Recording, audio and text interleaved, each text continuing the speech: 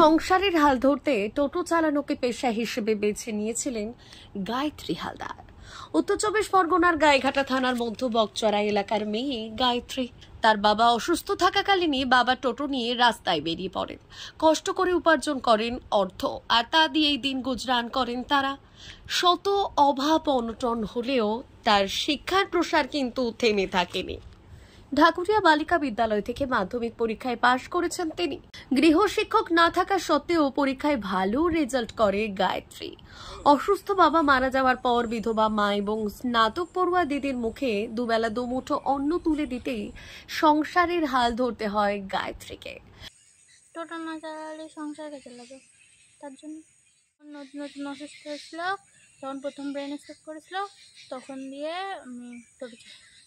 এই অবস্থায় এই মেয়েটা যা দুটো উপার্জন করতে পারে, তার জন্য আইএনটিটিইউসি ইউনিয়ন থেকে চাঁদপাড়া বাজারে টোটো স্ট্যান্ডে টোটো নিয়ে দাঁড়ানোর জন্য মৌখিক আশ্বাস মিলেছিল তার, কিন্তু তাতে কোনো লাভ হয়নি।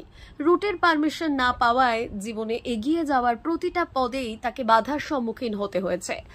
আমাদের পঞ্চায়েতের তরফ থেকে যদি তাদেরকে বলে তার জীবন ধারণ যাতে করতে পারে, সে পড়াশোনা ভালোভাবে করতে পারে, তার ব্যবস্থা আমরা করবো আমাদের সামর্থ্য অনুসারে। এই পরিস্থিতিতে ঠাকুরনগর রেল স্টেশনের পাশে টোটো স্ট্যান্ড থেকে যাত্রী নিচ্ছে গায়ত্রী।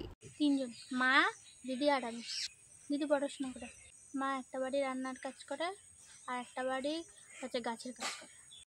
এদিকে গায়ত্রীর মা বাড়িতে বাড়িতে পরিচারিকার কাজ করে এবং দিদি চাকরির জন্য পড়াশোনা করছে।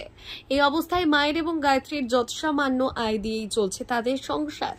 যদিও তার বাবা মারা যাওয়ার পর একাধিক জায়গা থেকে সাহায্যের আশ্বাস দেওয়া হলেও কোনো কিছুই পায়নি তারা। খুবই আর্থিক সংকটের মধ্য দিয়ে দিন কাটছে তাদের। আমি এই বাচ্চা মেয়েটার পেছনে খালি আইন দিচ্ছি না, তৃণমূল কংগ্রেস সবসময় পাশে আছে।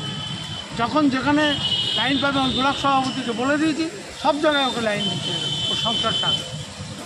ফুলসোরা গ্রাম পঞ্চায়েত প্রধান এদিকে আবার গায়ত্রীর ব্যাপারে বোর্ড মিটিংয়ে জানাবেন বলেও জানিয়েছেন। সেই সঙ্গে সরকারি সাহায্যের ব্যবস্থা করবেন বলেও জানিয়েছেন তিনি। আইএনটিটিইউসি সভাপতি বললেন, এখন এটাই দেখার পরিবারকে রক্ষা করতে রাস্তায় টোটো নিয়ে বেরিয়ে পড়া গায়ত্রী কোন রুটের পারমিশন পায়। আমরা আমাদের একটা বডি আছে, জেনারেল বডি, সেখানে যখন প্রত্যেক মাসে মিটিং হয় সেই মিটিংয়ে আমরা আলোচনা করব ওর বিষয় নিয়ে। যদি আমরা পারি, আমাদের যদি সামর্থ্য থাকে তা আমরা অবশ্যই করব।